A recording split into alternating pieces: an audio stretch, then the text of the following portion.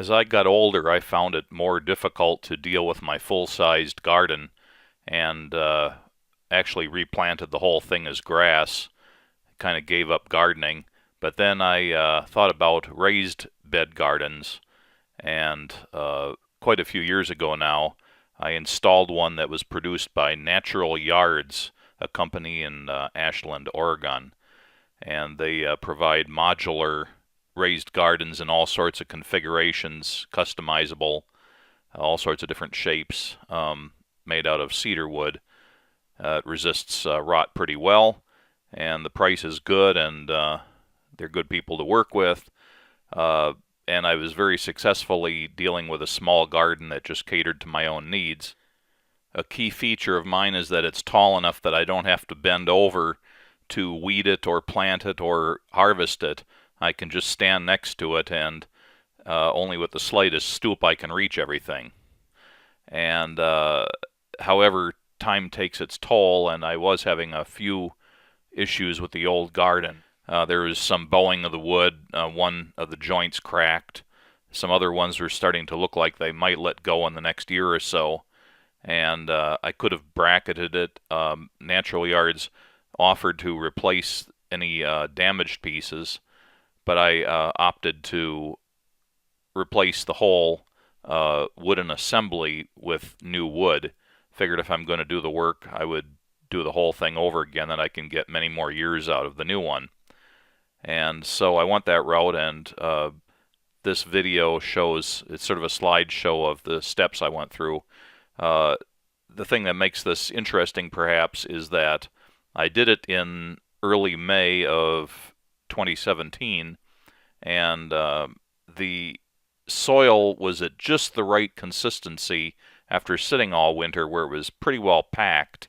And I was actually able to do the whole thing in situ, where I didn't have to undig the garden, rebuild the wood, and then dig or shovel the soil back in, which would have, for me, been quite a job. I took a gamble that the soil would be packed and would stick together well enough that I could just replace the wood without having to really touch the soil much at all.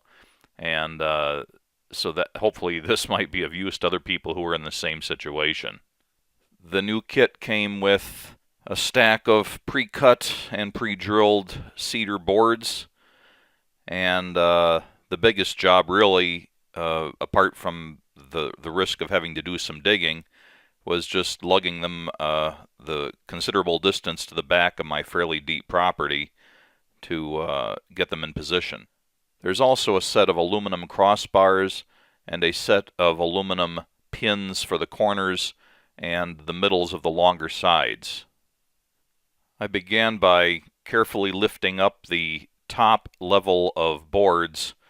They're not screwed in place, they just rest by gravity and are secured by the corner pins. And so I carefully lifted those out so that it wouldn't disrupt the soil, and the soil just stayed in place. Kind of like taking a cake out of a pan, I suppose. And then once the top level was removed, then I grabbed the aluminum pins and pulled those out with pliers. With the pins removed, it was then a simple matter to carefully lift away the wood boards for the second and third layers. There was an issue about how to replace the existing aluminum crossbars. I wasn't sure if they needed to be replaced when they're buried under the ground like this. It was hard to tell if they were corroded or damaged, so I decided to use the new ones whether or not I really needed to. My solution involved using a couple of zip ties to tie the hole in the end of a new crossbar to the hole in the end of an old crossbar, and by pulling on the old crossbar from the opposite side, I could pull the new one straight through the same hole in the dirt with minimum disruption. This actually worked quite well, and then of course the old zip ties were cut off.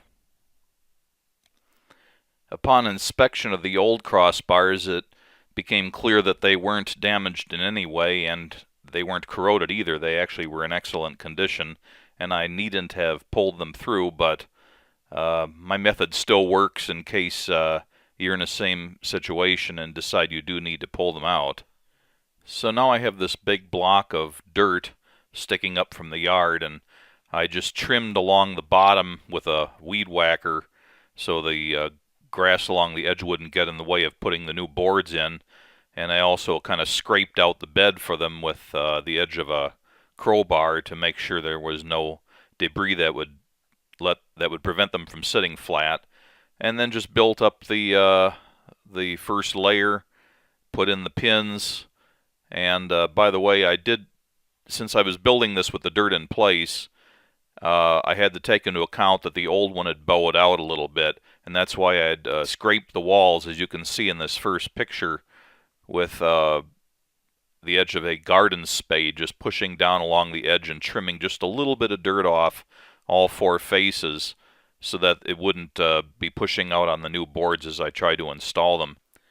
The first crossbar goes in the middle of the lowest level of boards, and according to the instructions, the second cross brace should go in the middle of the second layer, but I actually preferred it to be one notch higher than that, so I actually put it in at the top of the second layer. My mini rototiller doesn't go any deeper than the first course of wood, so the top crossbar is still safe from that, and it seems to me it just makes it a little more stable. Anyway, even though I'd pulled the new aluminum crossbars into position by the previously described method,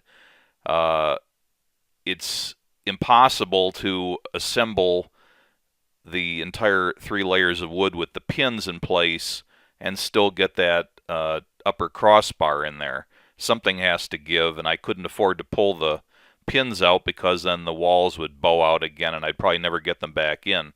So I decided to excavate down to the upper crossbar, and then I could actually lift it out without disrupting anything and put it down over the pins again after the second course of wood was in place.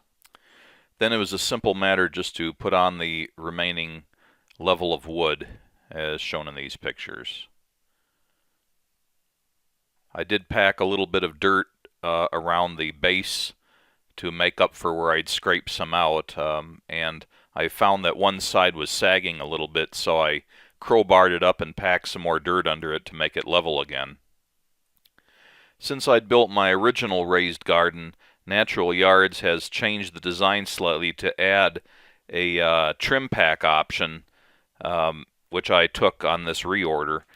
And it consists of some side and corner moldings which are held on with deck screws, and they help to stabilize it a little bit and also to protect the edges of the wood, of the wooden boards. And then there's also a top rail which helps provide additional protection for the top edge, and also it covers up the corners or the ends of the wood at the corner moldings.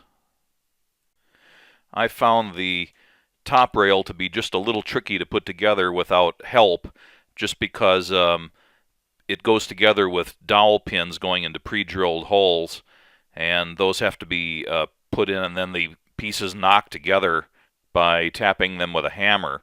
And trying to hold the pieces and tap was more than my arms could stretch in some cases, so I had to get a little bit creative. But it did go together pretty well. And then there's pre-drilled holes for deck screws to go down into the top layer of the wooden boards around the sides, and also the tops of the corner moldings. Here are a couple views of the finished garden.